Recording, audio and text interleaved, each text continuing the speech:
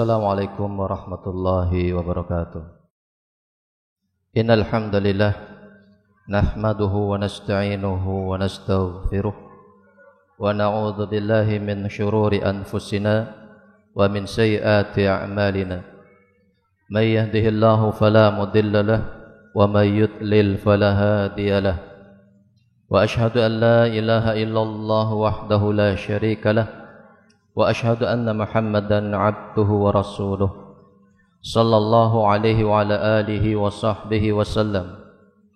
Ya ayyuhalladzina amanu taqullaha haqqa tuqatih wa la tamutunna illa wa antum muslimun. Ya ayyuhan nasu taqu rabbakum alladzi khalaqakum min nafsin wahidah wa khalaqa minha zawjaha wa batha minhuma rijalan katsiran wa nisaa'a. Wattaqullaha alladzi tasaaluna bihi wal arham innallaha kana 'alaikum raqiba. Ya ayyuhalladzina amanu taqullaha wa qulu qawlan sadida yuslih lakum a'malakum wa yaghfir lakum dunubakum wa may yuti'illaha wa rasulahu faqad faza fawzan 'azima. Amma ba'du, fa inna asdaqal haditsi kitabullah wa khairal hadi hadi Muhammadin sallallahu alaihi wasallam wa syarral umuri muhdatsatuha fa inna kulla muhdatsatin bid'ah wa kulla bid'atin dhalalah wa kulla dhalalatin finnar. Jamaah Jumat rahimani wa rahimakumullah. Segala puji bagi Allah Rabb semesta alam yang dengan semua karunia nikmat-Nya kita bisa berkumpul di masjid yang mulia ini dalam rangka sama-sama menjalankan peribadatan kepada Allah SWT. Mudah-mudahan apa yang kita kerjakan berfaedah baik entah ketika di dunia ataupun ketika nanti di akhirat.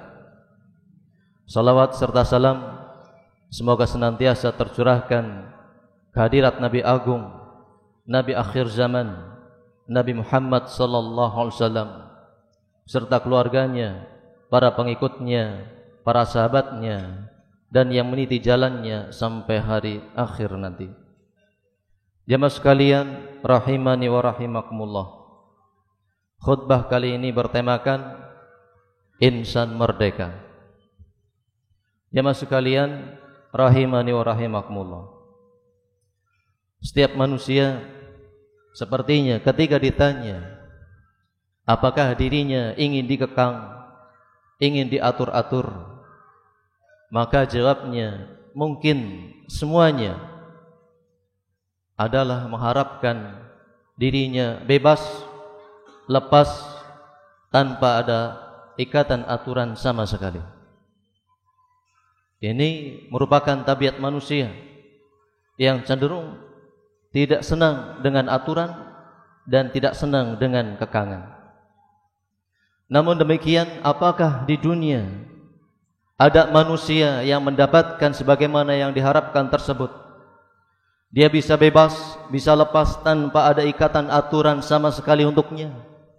Maka sekali-kali jawabnya adalah tidak mungkin ada. Bahkan biarpun dia manusia yang sudah tidak berakal sehat atau biasa kita sebut dengan orang yang gila, tidak waras, maka mereka pun masih mengikuti aturan yang diberlakukan oleh Allah SWT. Di antaranya ketika dirinya masih ditakdirkan oleh Allah SWT hidup di dunia, maka sunatullah berlaku untuknya, aturan Allah berlaku untuknya. Mestinya biarpun dia hilang akal, tetap mesti mencari upaya untuk mempertahankan hidupnya. Maka tak heran kalau kita dapati orang-orang yang hilang akal, mereka berkeliaran untuk mencari makan. Demi apa? Demi menjalankan aturan Allah untuk dirinya selama dia masih hidup di dunia. Kemudian jamaah sekalian rahimani wa rahimakumullah, memang hakikat manusia diciptakan oleh Allah SWT sebagaimana yang Allah firmankan dalam surat Ad-Dariyat ayat 56. Dan ayat ini insyaallah tidak asing di telinga kita. Wa ma khalaqtul jinna wal insa illa liya'budun. Dan tidaklah aku menciptakan jin dan manusia melainkan supaya mereka beribadah kepadaku. Hikmah di balik penciptaan manusia tidak lain adalah agar mereka memposisikan diri sebagai hamba, sebagai budak Allah SWT yang siap menjalankan perintah-perintah Allah, siap menjauhi apa yang dilarangnya, siap menjalankan berbagai peribadatan kepadanya. Maka kita jangan sampai lupa dengan ayat ini, bahwasanya manusia di sisi Allah semuanya, siapapun dia orangnya, entah pejabat tinggi ataupun rakyat biasa, entah orang kaya ataupun orang miskin, entah dia orang yang berpendidikan tinggi atau bahkan tidak pernah masuk ke bangku sekolah, maka posisinya dia di hadapan Allah tidak lain adalah hamba, budak Allah yang mesti siap untuk menjalankan berbagai perintah dan menjauhi berbagai larangan. Terlebih lagi di dalam sebuah hadis disebutkan bahwa Nabi kita sallallahu alaihi wasallam beliau bersabda, kullu mauludin yuladu 'alal fitrah.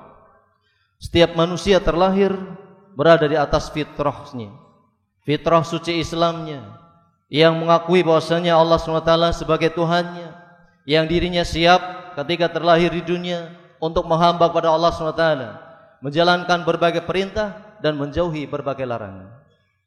Semua manusia berada di atas fitrah ini. Namun demikian jemaah sekalian rahimani wa rahimakumullah, berbagai keadaan, berbagai kondisi, lingkungan yang mewarnai menjadikan manusia terkadang berpaling dari fitrah sucinya. Dia enggan menjadikan Allah sebagai Tuhannya.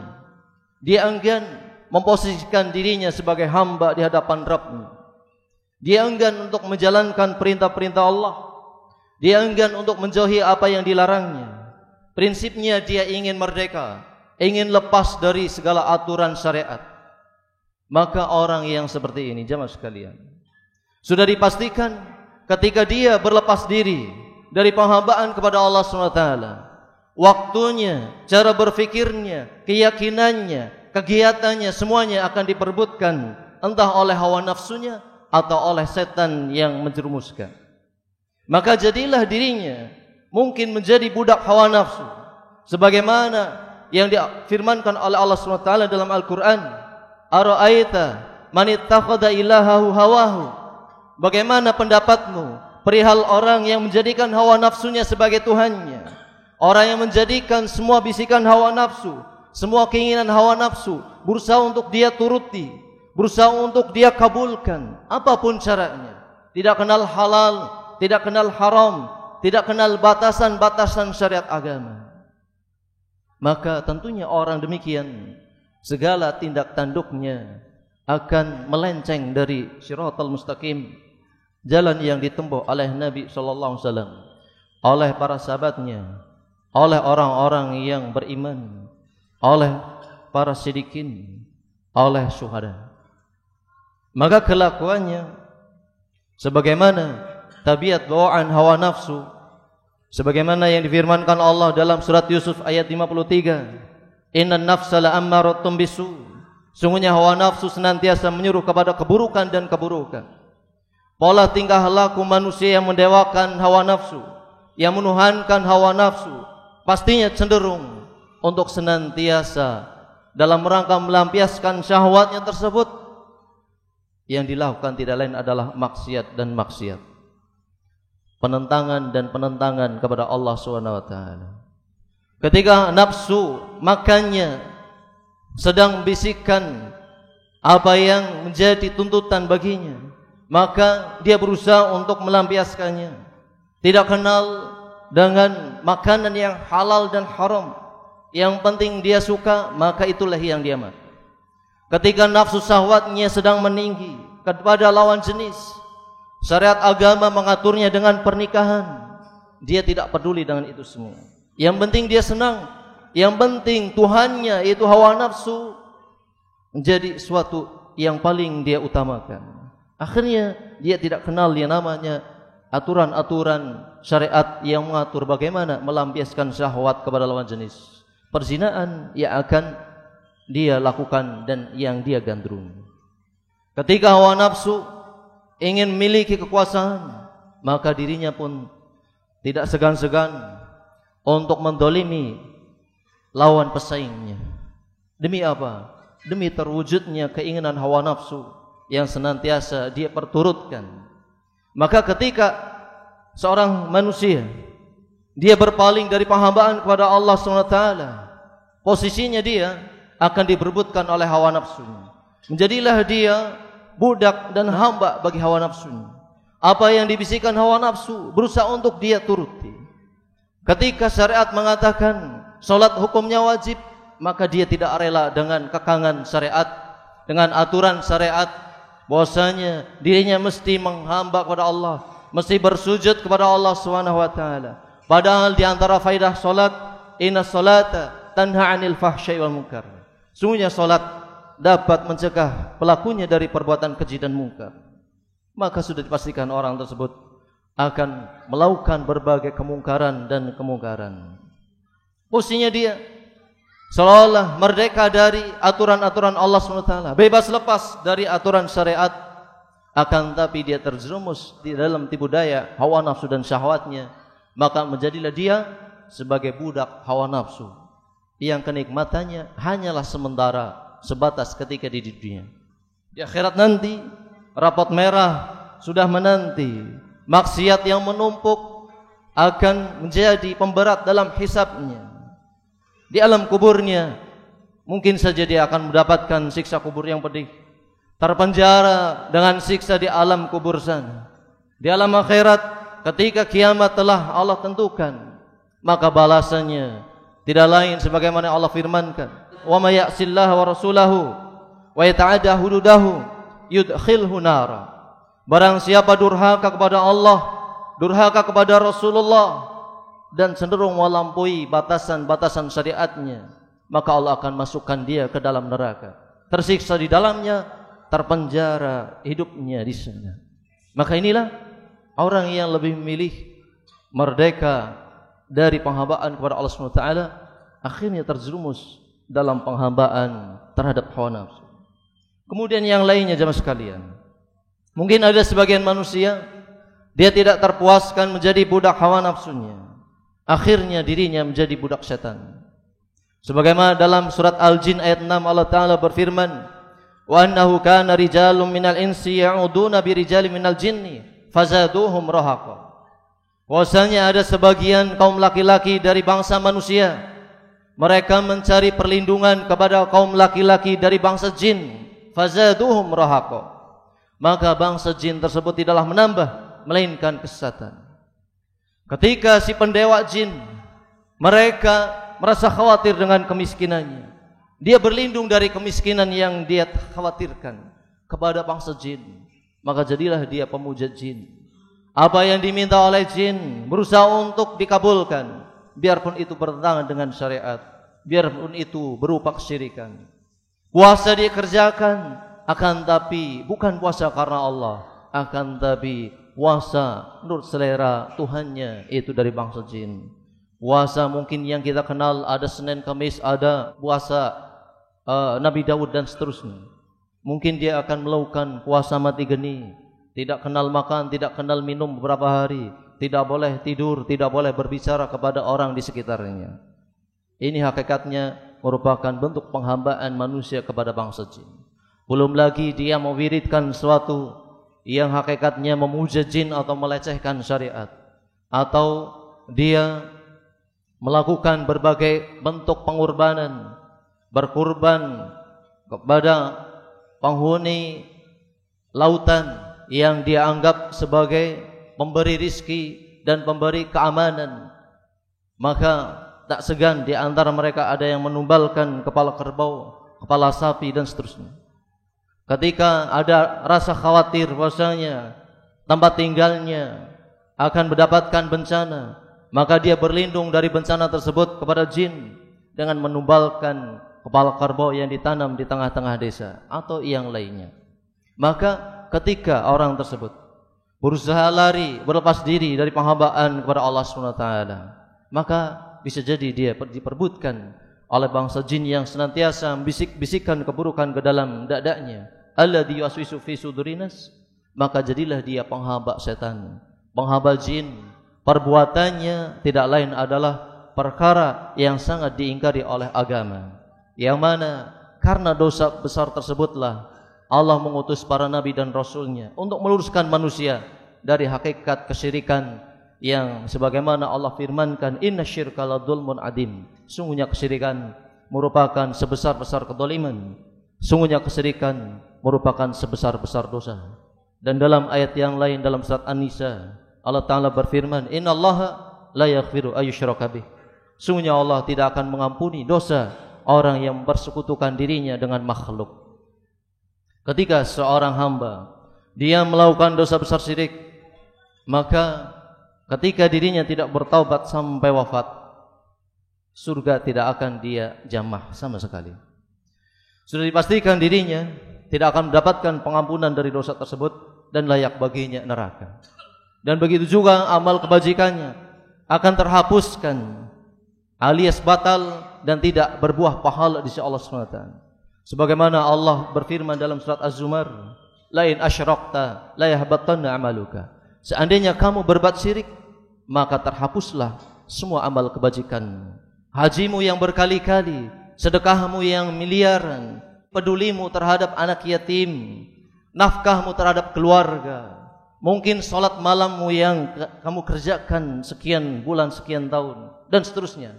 Dari bentuk berbagai amal ibadah yang dia kerjakan, ketika dia lebih memilih berlepas diri dari penghambaan Allah SWT, kemudian lebih memilih memuja setan, melakukan berbagai bentuk kesyirikan, maka merugilah dia. Di dunia dia akan mendapatkan pelayanan setan yang sebentar saja. Di alam akhirat dia akan mendapatkan azab, siksa yang kekal selama-lamanya. Waliyadzubillah. Aqulu qouli hadza wa astaghfirullah li wa lakum wa li sairil muslimin wal muslimat fastaghfiruhu innahu huwal ghafurur rahim. Alhamdulillah hamdan katsiran thayyiban mubarakan fih kama yuhibbu rabbuna wa yarda, wa asyhadu an la ilaha illallah wahdahu la syarika lah, wa asyhadu anna Muhammadan abduhu wa rasuluh sallallahu alaihi wa ala alihi wa sahbihi wasallam. Jamaah sekalian rahimani wa rahimakumullah, manusia di hadapan Allah SWT tetaplah posisinya adalah hamba yang mesti dia tunduk dan patuh kepada Rabb-Nya, Rabb semesta alam. Maka ketika dia masih menjalani hidup ketika di dunia, aturan Allah pastinya berlaku untuknya. Perintah-perintah Allah terlebih lagi yang wajib mesti dia kerjakan. Larangan-larangan Allah maka mesti dia hindarkan. Posisi dia ketika di dunia tidak lain adalah hamba yang tidak mungkin merdeka lepas dari aturan Allah SWT. Dan ketika dia bermasyarakat pun dia mesti mengikuti aturan pemerintahnya. Lagi-lagi dirinya pun tidak mungkin menjadi manusia merdeka lepas tanpa ada aturan yang mengikat sama sekali. Ini merupakan harapan dari sebagian orang yang tertipu saja. Kalau ada yang ingin hidupnya bebas lepas tanpa aturan, maka ketika di dunia dia tidak akan mendapatkan. Justru posisinya dia ketika tidak mau menghambakan diri kepada Allah SWT, tidak mau terikat dengan aturan Allah, bisa jadi dia menjadi budaknya hawa nafsu yang menawarkan kenikmatan yang sejenak dan sedikit. Atau kalau tidak, dirinya akan menjadi budaknya setan yang tentunya akan menjerumuskan dan merugikan dirinya. Adapun ketika seorang dia senantiasa berusaha tetap berada di atas fitrah sucinya, menjadi hamba Allah Subhanahu wa taala, maka biarpun posisi kehidupannya ketika di dunia dia seolah-olah seperti terkekang, terikat dengan aturan syariat, sebagaimana yang disabdakan Nabi SAW, ad-dunya sijnul mu'min, dunia merupakan penjara bagi orang yang beriman. Orang yang beriman biarpun dia kaya raya, ketika menghendaki makanan yang dia inginkan, maka seleranya dibatasi dengan halal dan haram. Tidak boleh dia menyantap makanan yang diharamkan Allah SWT, seperti daging babi ataupun daging anjing dan seterusnya, biarpun dia mampu untuk membelinya. Atau ketika dia memiliki berbagai peluang usaha, dalam mencari nafkah yang hukumnya wajib bagi kepala keluarga, tetap saja ya namanya seorang muslim, seorang mukmin, dia masih terikat dengan aturan Allah SWT. Tidak boleh mencari nafkah dengan cara-cara yang diharamkan, entah menipu ataupun berbuat dolim terhadap sesama manusia. Kemudian selanjutnya, biarpun dia memiliki fisik yang kuat, Allah karuniakan kesehatan dan syahwat yang memuncak, dia kaya raya, namun demikian biarpun syahwatnya tinggi, mampu memuaskan banyak wanita, dia dari segi ekonomi mampu menafkahi bahkan mungkin 100 wanita, tetap saja di hadapan Allah SWT posisinya adalah hamba. Dia mesti mengikuti aturan syariat. Batasan dalam agama hanya membolehkan 4, tidak boleh 5 ataupun lebih dari itu. Kemudian biarpun dia seorang penguasa, maka tetap saja posisinya dia di hadapan manusia, biarpun memiliki derajat yang tinggi, di sisi Allah dia adalah hamba. Tidak boleh senang-wenang terhadap orang lain, tetap mesti mengikuti aturan Allah SWT, yang mana kaitannya kezaliman merupakan ancaman baginya. Inna dzulma dzulmatun yaumil qiyamah. Sungguhnya kezaliman merupakan kegelapan pada hari kiamat. Maka posisinya hidupnya mesti mengikuti aturan Allah SWT, mengikuti hitungan halal haram dari Allah SWT, mengikuti perintah dan larangan dari Allah SWT. Dan hakikat dari aturan Allah yang mungkin dirasa mengekang oleh sebagian manusia, justru sebagaimana sifat Islam itu sendiri, sebagaimana disabdakan Nabi SAW ketika menulis surat kepada Raja Herakl. Beliau mengatakan, aslim taslam, wahai Raja Heraklius, masuklah ke dalam Islam, niscaya kamu selamat. Selamat apa? Selamat umurnya dari berbagai kemaksiatan. Waktunya akan banyak dia kerjakan untuk sesuatu yang berfaedah, berupa peribadatan yang mendatangkan pahala dan dapat menggugurkan dosa-dosa. Selamat dari apa? Selamat dari berbagai kemungkaran yang mungkin ketika dia tidak tahan dengan bisikan-bisikan syahwat, yang mana orang yang berpegang dengan ajaran Islam senantiasa berusaha untuk mengendalikan hawa nafsunya, sehingga dirinya mampu berlepas diri dari perbudakan hawa nafsu. Hawa nafsu yang dia lakukan, yang dia terima, tidak lain adalah hawa nafsu, sebagaimana difirmankan Allah SWT, illa ma rahima rabbi, hawa nafsu yang dirahmati Allah SWT. Ketika dirinya ingin melampiaskan syahwat terhadap pasangan, dia berusaha mencari pasangan dengan cara yang halal, berupa pernikahan. Ketika dia ingin menyantap makanan, maka dia menyantap makanan yang dihalalkan, dan tentunya akan baik bagi tubuhnya dan bagi hatinya dan bagi keberkahan umurnya. Intinya, ketika seorang dia tidak segan-segan memposisikan diri sebagai hamba Allah SWT, niscaya dirinya akan mampu menepis semua tipu daya hawa nafsu dan setannya yang hendak memperbudaknya. Jadilah dia manusia yang hanya diuji oleh Allah SWT dalam waktu yang sebentar saja. Sebagaimana disabdakan Nabi, umur umatku, a'mar ummati ma baina sittin ila sab'in. Umur umatku hanya kisaran 60 sampai 70 tahun saja. Artinya apa? Manusia yang menghambakan diri kepada Allah SWT, dia terikat dengan aturan Allah hanya sejenak, hanya kisaran 60 sampai 70 tahun saja. Bandingkan dengan umur manusia di akhirat, inna yawman inda rabbika ka alfi sanatin mimma ta'udun. Sungguhnya sehari sirapmu di hari kiamat kelak adalah 1000 tahun bilangan hari yang kalian hitung. Seharinya 1000 tahun, bagaimana ketika dia disiksa selama 1 minggu ataupun lebih dari itu? Maka hakikatnya ketika di dunia, dia posisinya ketika siap menghambakan diri kepada Allah SWT hanya diuji, dan ujiannya itu pun menyelamatkan dirinya dari berbagai keburukan. Dan setelah dia wafat, siap-siap dia akan menggapai kemerdekaan yang sudah dia harapkan semenjak kecilnya. Tidak ingin terkekang dengan aturan manapun juga. Dia akan mendapatkan kenikmatan di alam kubur. Di akhirat dia pun akan dimasukkan ke dalam surga, yang mana di surga Allah SWT berfirman kepadanya, ya halal jannah, wahai penghuni surga. Maka penghuni surga akan menjawab, labbaik rabbana wa sa'daik, kami penuhi panggilanmu wahai Rabb kami dengan senang hati. Hal raditum. Allah berfirman kepada mereka, apakah kalian telah puas? Kata mereka, wa ma lana lanarda wa qad a'taitana ma lam tu'ti ahadan min khalqik. Bagaimana mungkin kami tidak puas wahai Rabb? Bukankah engkau telah memberikan kenikmatan yang tidak engkau berikan kepada makhluk lainnya? Kata Allah SWT, ana u'tikum afdal min dalik. Aku akan berikan yang lebih utama dari itu. Para penghuni surga akan menjawab, ya Rabb, wa yushayyin afdal min dalik. Wahai Rabb, sesuatu apa yang lebih utama dari ini semua? Kata Allah SWT, uhillu alaikum ridwani fala askhatu alaikum ba'dahu abada. Aku halalkan keriduanku untuk kalian, maka setelahnya aku tidak akan murka kepadamu selama-lamanya.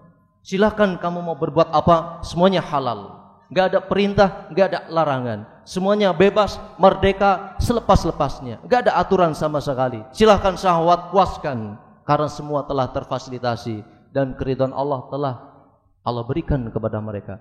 Maka cita-cita ketika manusia masih di dunia ingin bebas lepas dari semua ikatan aturan akan dia dapatkan ketika dirinya telah masuk ke dalam surga. Maka ketika di dunia ini hendaklah kita posisikan sebagai hamba Allah SWT. Insya Allah ujian hanya sebentar. Di akhirat cita-cita kita untuk merdeka dengan semerdeka-merdekakannya akan kita dapatkan bersama. Mudah-mudahan kita di sini termasuk di antara hamba-hamba Allah yang terpilih untuk masuk ke dalam surganya. Amin amin ya rabbal alamin. Allahumma shalli wa sallim ala nabiyina Muhammad wa ala ali Muhammad kama shallaita ala Ibrahim wa ala ali Ibrahim innaka Hamidum Majid. Wa barik ala Muhammad wa ala ali Muhammad kama barakta ala Ibrahim wa ala ali Ibrahim innaka Hamidum Majid. Rabbana hab lana min azwajina wa dhurriyyatina qurrata a'yun waj'alna lil muttaqina imama. Rabbana la tuzigh qulubana ba'da idh hadaitana wa hab lana min ladunka rahmatan innaka antal wahhab. Rabbana ighfir li wa li walidayya wa lil mu'minina yawma yaqumul hisab. Rabbana ighfir lana wa li ikhwanina alladhina sabaquna bil iman wa la taj'al fi qulubina ghillan lil ladzina amanu rabbana innaka ra'ufur rahim. Rabbana atina fid dunya hasanah wa fil akhirati hasanah wa qina adzabannar. Wa sallallahu ala nabiyina Muhammadin wa ala alihi wa sahbihi wasallam wa aqimus salam.